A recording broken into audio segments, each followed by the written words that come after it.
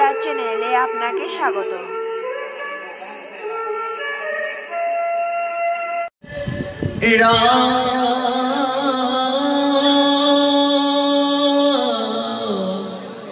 রাধে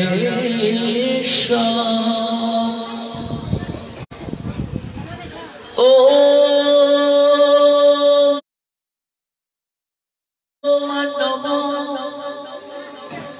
ভগবতে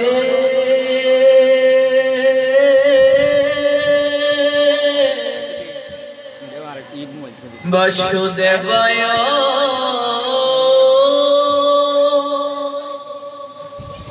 ও নমো ভগবতে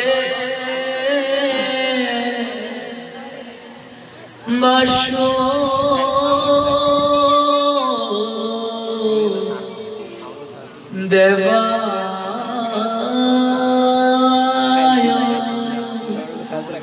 ও নমো ভগবতে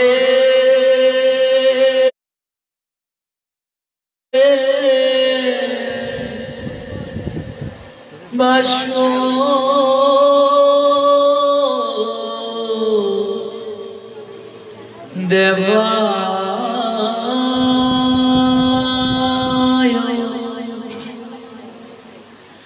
সংসার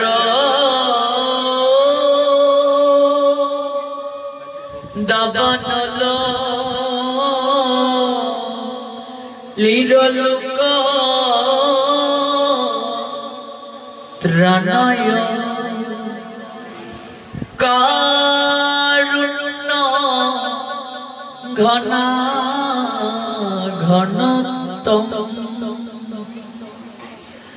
প্রাপ্ত কল্যাণ গুণর নবস্য বন্দে গুরশ্রী চরণার বিপিন্দ নময় বিষ্ণু পদায় রাধা প্রসিতায় ভূতলে শ্রীমতে ভক্তি প্রপন্ন যতি স্বামী নামিনে নমো আচরজ পদায়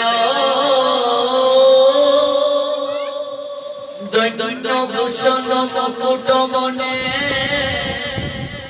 গুরু করুণা মুড়িতয়ে ক্ষমা ধৈর্য শিরোমণি নময় শ্রীমতে ভক্তি কুসুম শ্রমণায় বৈ বিষ্ণু পদায় দেবায় কৃপা বেদয়ে নমো নমো শ্রী গৌরী করুণা মুরিতি কৃপা পূর্ণ কলে বরম শ্রী ভক্তি কুসুম বন্দে রাধা কুঞ্জ নিবাসিন নময় বিষ্ণু পদায় কৃষ্ণ প্রেষিতায় ভূতলে শ্রীমতে ভক্তি সিদ্ধান্ত সরস্বতী নামিনে বন্দে বৃন্দাবন গুরু কৃষ্ণ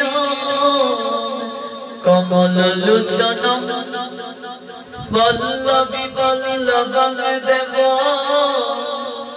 শ্রী রাধা লিঙ্গিত বিগ্রহ মহাপ্রসাদে জননী সর্ব সৌভাগ্য বর্ধিনী আদি ব্যাধি হরণিত তুলসী তঙ্গে নমঃ সতুতে নম মহাবদান্যায় কৃষ্ণ প্রেম প্রদায়তে কৃষ্ণায় কৃষ্ণ চৈতন্য নামনে গৌর কৃষ্ণ নমো নলিন নেত্রায় বেদবন্দ বিনোদিনে রাধা দদশদাপন শালিনে বনমালিনে রাধা রাশেশ্বরিণী রম্মা গোবিন্দ মোহিনী পরা বৃষভানুসুতং দেবী তং নমামি হরিপ্রিয়ে শ্রী রূপে শ্রী সনাতন ভট্ট রঘুনাথ শ্রীজীবী গোপাল ভট্ট দাস রঘু এই ছয়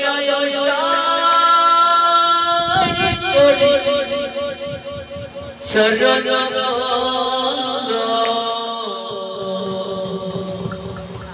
যাহাতে বিঘ্ন অভিষিক্ত গুরু। মৃত্যুর পর কেন সনাতনীরা দেহটা আগুনে পুড়িয়ে দেয়? ভালো করে এগুলো বুঝতে হবে। কেন? অনেকগুলো কারণ আছে। জীবাত্মার কাজ হচ্ছে একটা দেহ ছেড়ে আরেকটা দেহ ধারণ। জীবাত্মা খুব সহজেই দেহের প্রতি আকৃষ্ট হয়ে যায়। এই জন্য জীবাত্মা আকর্ষণ থেকে ল্যাস যেন হয়, এই জন্য দেহটা আগুনে পুড়িয়ে দেয়। এই দেহটা খাঁচা, দেহের ভেতর পাখি আছে। পাখি মানে আত্মা। আত্মা হচ্ছে universal truth, no existence body. শরীরের কোনো মূল্য নাই, ভ্যালুলেস বডি, মূল্যহীন শরীর। এই শরীরটা কিছুই না। এই জন্য আমরা সনাতনীরা মৃত্যুর পরে দেহটাকে পুড়িয়ে দেই।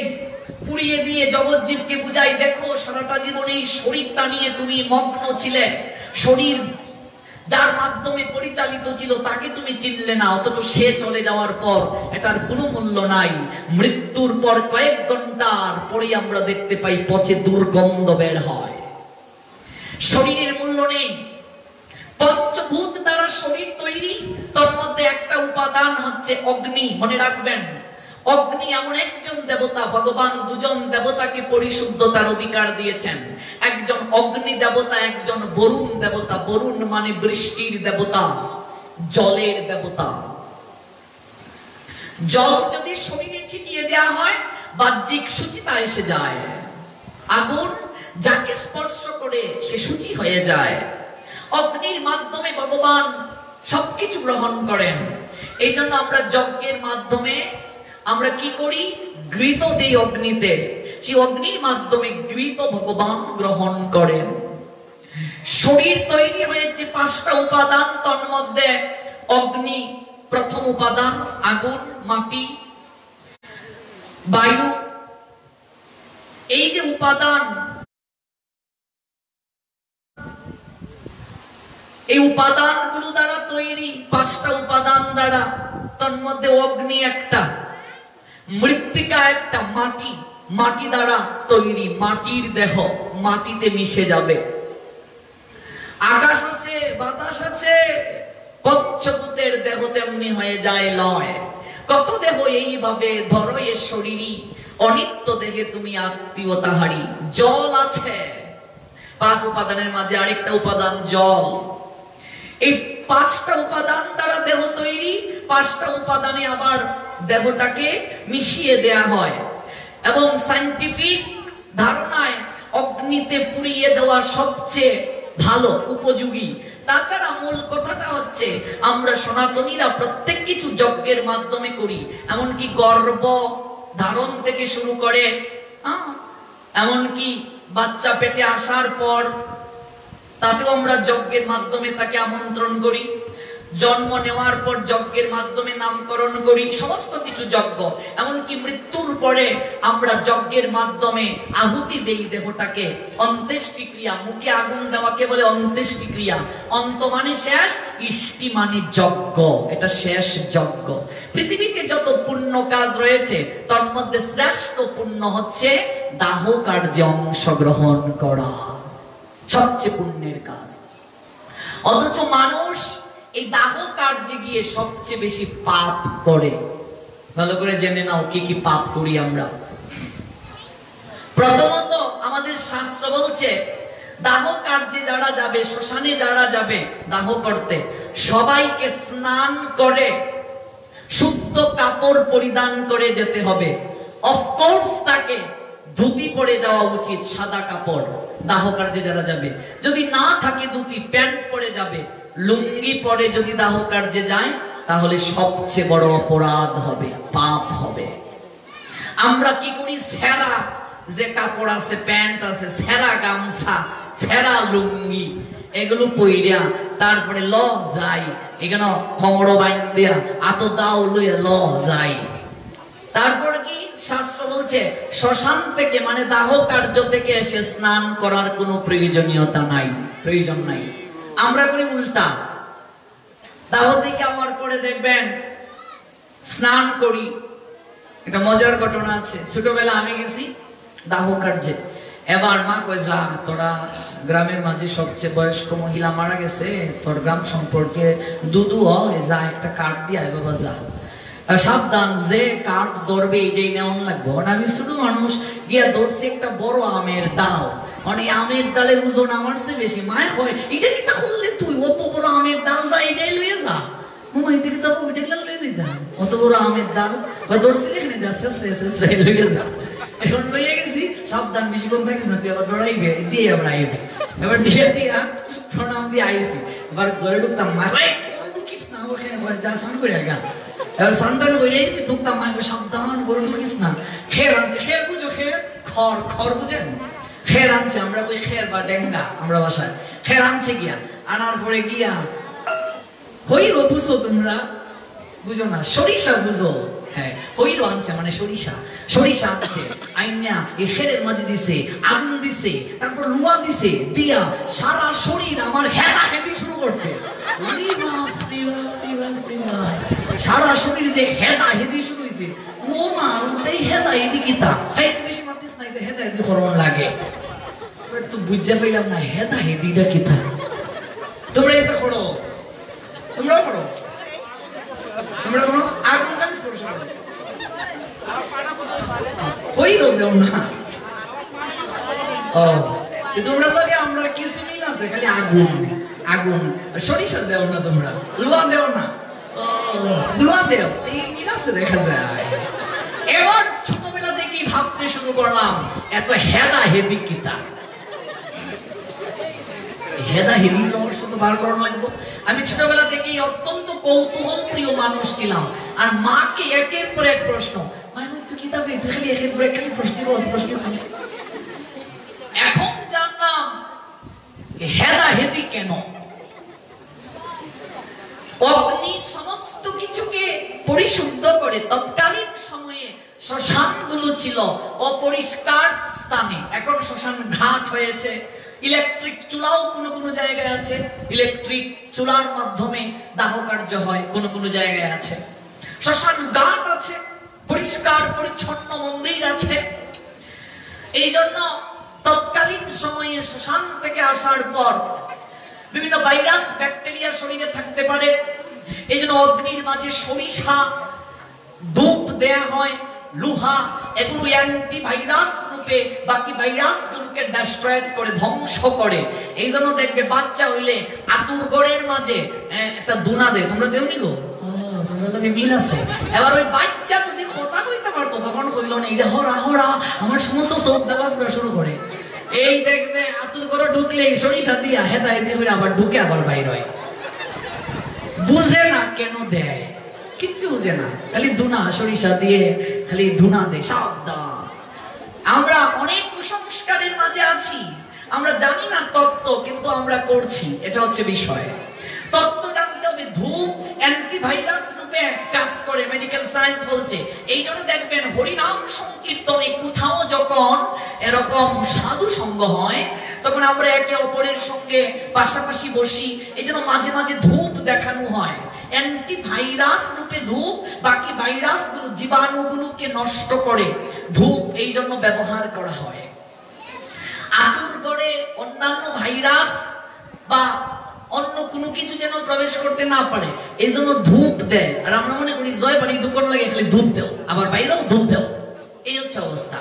আর হেদাহেদি যে বিষয়টার কথা বললাম সেটা হচ্ছে অগ্নি, লোহার মাঝে আয়রন রয়েছে, সায়েন্স বলছে ধূপ অ্যান্টিভাইরাস রূপে কাজ করে। এগুলো দিলে শরীরের মাঝে যদি অন্য কোনো ভাইরাস থাকে সঙ্গে সঙ্গে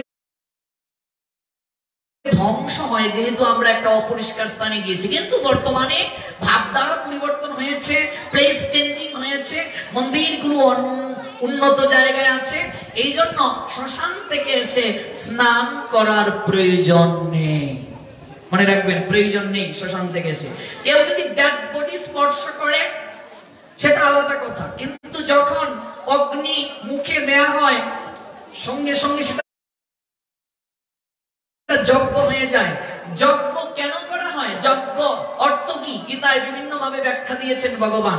এক কথায় উত্তর, ভগবানের সন্তুষ্টি বিধানের জন্য যা করা তাই যজ্ঞ। আমরা যজ্ঞ করছি, আহুতি দিচ্ছি, দেহটা দেহ কলাকে আহুতি দিচ্ছি। দেখবেন যজ্ঞের মাঝে ঠাকুরটা কয়, এই যায় ধরো, যায় বুঝো লিস্ট ও সপরি কলা লেখ। আমি এক ঠাকুরদাকে একদিন বলছি, ঠাকুরদা সপরি কলা খেনে চাম্পা খোলা কি হয় না? হয় না, সপরি খোলাই লাগে। খেনে লাগে? ও এটা তো জানি না, সপরি খোলাই লাগে। এই তুমি অত প্রশ্ন করো কেন?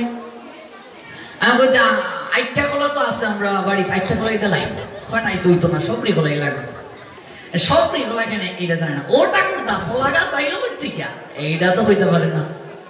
কোন পূজা পার্বণ হইলে যাও কলা গাছ নিয়ে আও, কলা গাছ আনবে, কলা পাতা নিয়ে আও, হ্যাঁ আম পাতা নিয়ে আসো। আচ্ছা বলেন তো, আম পাতা না এনে জাম পাতা আনলে দোষ কি?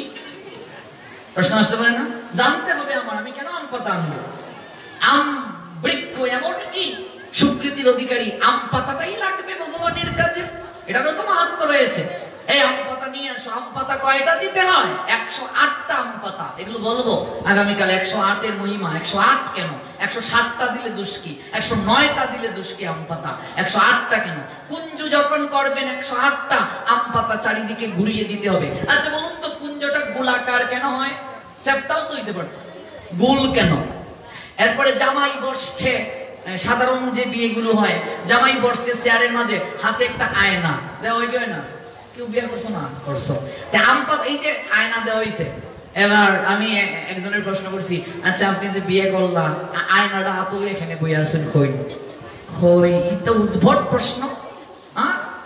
আয়না দেওয়ার লাগে, এটাও আমরা দেখতেছি সব জায়গাতে। বিয়ে করছি নাকি বিয়ার বরযাত্রী গেছি না, হলেই তো আয়না দেয়। তাহলে এই আয়না কেনে? এই আয়না হাতে দেয় কি নতুন বউরে আয়না দেখবে লেগে? না নতুন জামাই কিন্তু কিন্তু চাইলে শরম লাগবো, আয়নার বাসায় থাকতে লেগে আয়না দেয়? বিষয়টা কি? 7 পাকে কেন বিয়ে করা হয় বলুন? একটা পাক বেশি দিলে দোষ কি, কম দিলে দোষ কি? প্রশ্ন হইতে পারে না? 7 পাকে কেন বিয়ে করলাম? বিয়ের পরে ছেলে, ছেলের পরে নাতি, পন্তি, খন্তি, দা, কোরাল, সেনি, আতা, চামুচ সব দেখার ইচ্ছা। বিয়ে 7 পাকে কেন এটি জানি না। আর যে বিয়ে করলাম বিয়ের নামটাও জানি না। এগুলো সব আগামীকাল বলবো আপনাদেরকে। 7 পাকে কেন বিয়ে, কেন বিয়ে করতে হয়, এই জন্য আসতে হবে সবাইকে ঠিক সময়ে।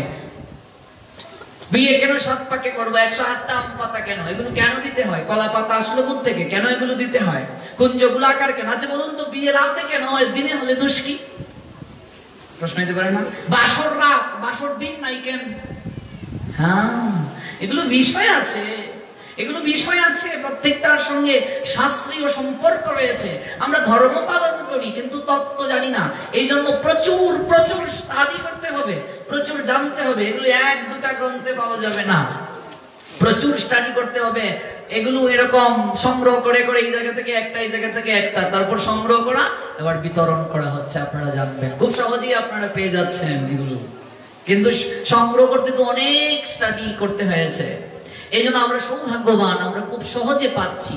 এবার শুধু পেলেই হবে না, নিজের জীবনে সেটা আচরণে আনতে হবে। স্পষ্টভাবে বলে দেওয়া হয়েছে যজ্ঞে কলা দিতে হয়। কলা কোনটা দেব এই নিয়ে মারামারি, সবরি সাম্পা না আইটিয়া কলা না সাগর কলা, কিন্তু কলাটা কি বুঝি না।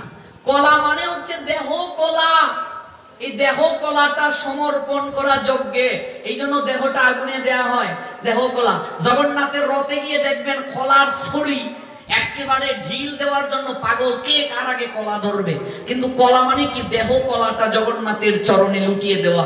জীবনে একটি বারও এই দেহ কলাটাকে জগন্নাথের চরণে দিতে পারলাম না, কে কয় ছবি কলা দিব জগন্নাথের রথে, এই নিয়ে দেখবে প্লেনের অভাব নেই। দড়ি ধরে টান, হাই রে মারামারি, কে আগে কার জগন্নাথের রথের দড়ি ধরে টানবো। এই জন্য অ্যাক্সিডেন্ট হয়, হাত পা ভাঙে। একজনের প্রশ্ন করছি দড়ি কিতা, কয় এটা বলে কি প্রশ্ন। দড়ি ধরে টান মানে কি? দড়ি মানে মন, শাস্ত্র বলছেন, আমাদের উপনিষদ বলছে, মুন্ডক উপনিষদ, দড়ি মানে মন, মনটাকে টেনে রাখো। এবার মন 14 ভুবনে ঘুরে বেড়ায়, আমরা গিয়ে খালি দড়ি ধরে টানি, দড়ি ধরে টানি। তত্ত্ব না বুঝলে হবে না। আমি বাকে, আমার মনটা বাকে, আজও পারলাম না আমার মন রে বুঝাইতে, পাগল মন, মন রে মন কেন এত কথা বলে, মন রে আমি যত চাই রে বুঝাইতে, মন শুধু চায় রঙের ঘোড়া দৌড়াইতে। ওই ঘোড়াটা কি? এই যে শ্রীমদ ভগবত গীতায় 4টা ঘোড়া, এই 4টা ঘোড়ার নাম কি? কোত্থেকে আসলো ঘোড়া, কে দিল? এই ঘোড়াগুলো মানে কি? আমি অত্যন্ত ধন্যবাদ জ্ঞাপন করি এই পাগল মন, মন রে মন কেন এত কথা বলে এই গানটা যিনি লিখেছেন, উনার কতটা মেধা, এবং এটার সঙ্গে যে আমাদের বৈদিক শাস্ত্রের এত মিল রয়েছে আপনি কল্পনাও করতে পারবেন না, কল্পনাও করতে পারবেন না যদি এই গানটা আমি ব্যাখ্যা করি। কত যে বৈদিক শাস্ত্রের মিল রয়েছে। এই ঘোড়া মানে কি? এই ঘোড়াটা কি? এই ঘোড়াগুলো কিসের প্রতীক? রথ কি? রথ বুঝি না, অথচ আমরা এত পাগল হয়ে যাই। এগুলো প্রত্যেকটার সঙ্গে তত্ত্ব রয়েছে। আমরা প্রত্যেক জায়গায় দেখবেন লুট দেই, লুট ধরা নিয়ে মারামারি। এক জায়গায় তো একেবারে কি বলবো, ঝগড়াই সৃষ্টি হয়ে গেছে। আমার এই কি আপনি লুট গাইলেন না? এক গ্রামে পার্টি গেছে, লুট গাইলেন না আপনি? পাঠিয়েছে না, লুট গাইছেন না আপনি? এবার কি বলবো বলুন? আমি বলছি আচ্ছা লুট কি বাবা? এবার তো আর কইতে পারে না। তেল্লুয়া, বাতেশা, এরপর হচ্ছে কদমা, এগুলোই তো, এগুলো আমরা দেই। কলা, আপেল, কমলা, কে কার আগে লুট ধরতো। আর লুট, ও তুমি কত ভাগ্যবান গো, তুমি লুট ধরছো, ঠিক না? আর পদকর্তা গানে গাইলেন, আমার সারা জীবন ভরা হইল না লুট ধরা। সারা জীবনের মাঝে একটাও তেল্ল ধরছো না, বাতাসা ধরছো না, গান গাও কেন? সারা জীবন ভরা হইল না লুট ধরা। এখন তার কথা নাই। এই লুট মানে কি তত্ত্ব বুঝতে হবে। এই জন্যই ভগবান গীতায় বলছেন জন্ম কর্ম চমে দিব্যম এবং ইয়া ব্যক্তি তত্ত্ব। তত্ত্ব বুঝতে হবে, তত্ত্ব না বুঝলে কিছু হবে না, আসা যাওয়া বারণ হবে না। ত্যাগটা দেহম পুনর্জন্ম নয়তি মামেতি সথা। লুট মানে নামের লুট, হরি লুট। এই লুটের প্রবর্তক কে? কোথা থেকে লুটের উৎপত্তি হলো? এগুলো ব্যাখ্যা করলে 3 ঘন্টা শেষ হয়ে যাবে। আমরা যাচ্ছি না এত বিস্তারিত ব্যাখ্যাতে, সময়ও চলে যাচ্ছে। এই লুট মানে হরি লুট, নামের লুট। সারা জীবন এই নামের লুট ধরা হলো না। পুঁজি আনলাম শুনো আনা লাভ করিবার আসে, আসলে আসল মিলে না, মাজন বুঝাইব কি দিয়ে। এই লুট বুঝলাম না, আর তেল্লা বাতাসা দেওয়ার বলে মারামারি। আমরা লুট গাও, লুট লুট, বিষয়টা এরকম না। তত্ত্বটা আসল। দড়ি দড়ি টানা মানে মন দড়ি টানা, মনটাকে টেনে রাখো সর্বদা, মনকে টেনে রাখো, মনকে টেনে রাখা। দড়ি দড়ি টানা, দড়ি মানে মন, স্পষ্ট ভাবে এগুলো দেয়া আছে। এই দড়ি দড়ি টানা মানে মনটাকে সর্বদা তুমি টেনে রাখো। আর কলা মানে হচ্ছে দেহ কলা। এই যে রথ, এই দেহটাই হচ্ছে একটা রথ, রথই হচ্ছে জীবাত্মা, আর রথের চালক হচ্ছে বুদ্ধি। আর মন, মন হচ্ছে কি? মন হচ্ছে এই দড়ি বা লাগাম। ইন্দ্রিয়গুলো ঘোড়া, আর রথের বিচরণ ক্ষেত্র জগতের বিষয়ভূমি। এবার ঘোড়া মানে ইন্দ্রিয়। ইন্দ্রিয় কটা? 10টা। চক্ষু, কর্ণ, জিহ্বা, নাসিকা, ত্বক, হাত, পা, মুখ, পায়ু, উপস্থ, এই ইন্দ্রিয়গুলো বিভিন্ন দিকে ছুটবে, গুড়া তো দৌড়াইবে। যদি তুমি লাগাম ভালো করে টানতে পারো তাহলে তোমার আয়ত্তে থাকবে। মন বিভিন্ন জায়গায় চলে যাবে, বর্ষ মন চলে যাবে।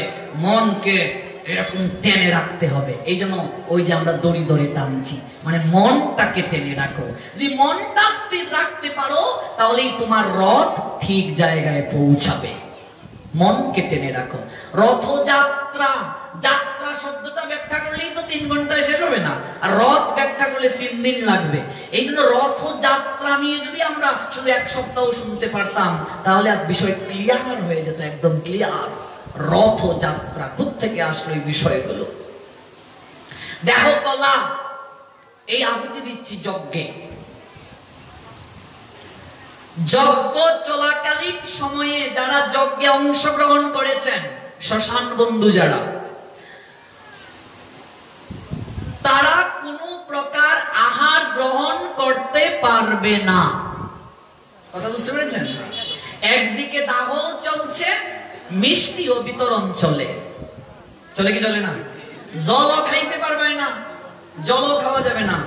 এরপরে শুধু মিষ্টি নয়, ইতাও চলে, গড়গড় গড়গড় গড়গড় করে ইতাও চলে। সব জায়গায় পাপের একটা প্রায়শ্চিত্ত আছে। শ্মশানে যদি গিয়ে কেউ পাপ করে, এই পাপের কোনো প্রায়শ্চিত্ত নাই। ভালো করে জেনে যাও, এটা খুব সেনসিটিভ জায়গা। তোমার আমার জীবনে শেষের দিনে ওই শ্মশান ভাগ্যে নাও হতে পারে। ভালো করে বুঝে নাও। ওই পদ্মায় গিয়েছো, পাড়ি দেবে, এখানেই শেষ, লাশও খুঁজে পাওয়া যাবে না যদি ভগবান চায়। এই যে আমরা আসছি, ফিরেও যেতে পারবো না, গ্যারেন্টি নাই। ভগবান যদি চায়, যা ওই পদ্মাতেই ডুবে মর, আর লাশও খুঁজে পাওয়া যাবে না। শ্মশান আর এই দেহ যজ্ঞে আহুতি ভাগ্যে নাও হতে পারে। এই জন্য শ্মশানে গিয়ে কখনো খারাপ কার্য করবে না। সিগারেট খাবে না, পান খাবে না, মদ শ্মশানে গিয়ে খাবে না। যদি খাও মহা পাপ হবে। শ্মশান হচ্ছে বৈরাগ্য উদয়ের জায়গা। পৃথিবীতে অহংকারী ব্যক্তি যারা, তাদেরকে মাঝে মাঝে শ্মশান পরিক্রমা করার কথা আমাদের আচার্যগণ বলছেন। যাও, গিয়ে দেখো, তোমার চেয়ে অনেক ক্ষমতাধর এই জায়গায় পঞ্চভূতে মিশে গেছে। তুমি পাণ্ডিত্যের অহংকার দেখাচ্ছ, গুণের অহংকার, রূপের অহংকার, বংশমর্যাদার অহংকার দেখাচ্ছ। তোমাকে এই জায়গাটাতে আসতে হবে। পৃথিবীর সব জায়গায় উঁচু নিচু ভেদাভেদ আছে, আসনের তারতম্য রয়েছে, কিন্তু শ্মশান এমন একটা জায়গা যেখানে কোনো আসনের তারতম্য নেই বাবা। সবাইকে একটা পায়ে নিয়ে দাঁড়াতে হবে। জয় জয় শ্রী রাধে। এই জন্য ত্রিকালদর্শী মুক্ত মহামানব লোকনাথ ব্রহ্মচারী বাবা যখন বারোদি এসেছিলেন, বারোদির জমিদার লোকনাথ ব্রহ্মচারী বাবাকে বলেছিলেন, বাবা আমি আপনার সেবা করতে চাই, বলুন আপনার কি চাই? ত্রিকালদর্শী মুক্ত মহামানব মহাপুরুষ লোকনাথ ব্রহ্মচারী বাবা তিনি বলেছিলেন, আমার কিছুই লাগবে না রে।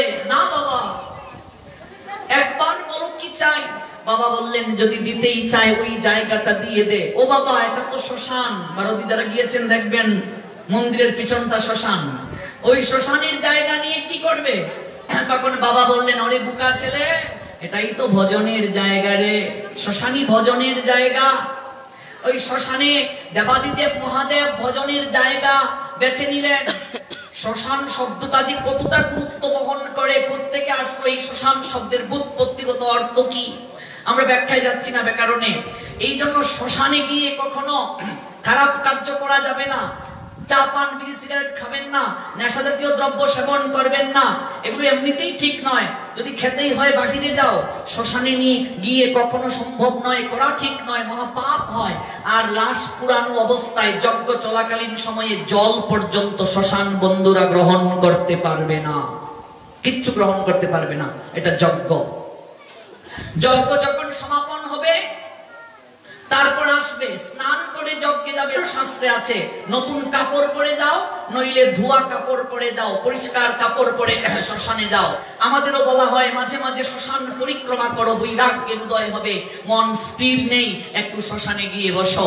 আমি সব জায়গায় যখন যাই আগে শ্মশানে যাই, শ্মশান পরিক্রমা করি। শ্মশানে গেলে দেখবেন মন স্থির হয়ে গেছে, বৈরাগ্য উদয় হয়ে যায় শ্মশান। এই জন্য অগ্নিতে আহুতি, অগ্নি থেকে আমরা এত দূর গেলাম। অগ্নির আরো অনেক বিষয় আছে, আমরা যাচ্ছি না সেদিকে।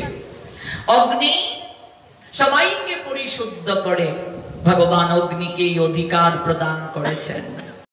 ভিডিওটি আপনার ভালো লাগলে লাইক, কমেন্ট এবং সাবস্ক্রাইব করুন।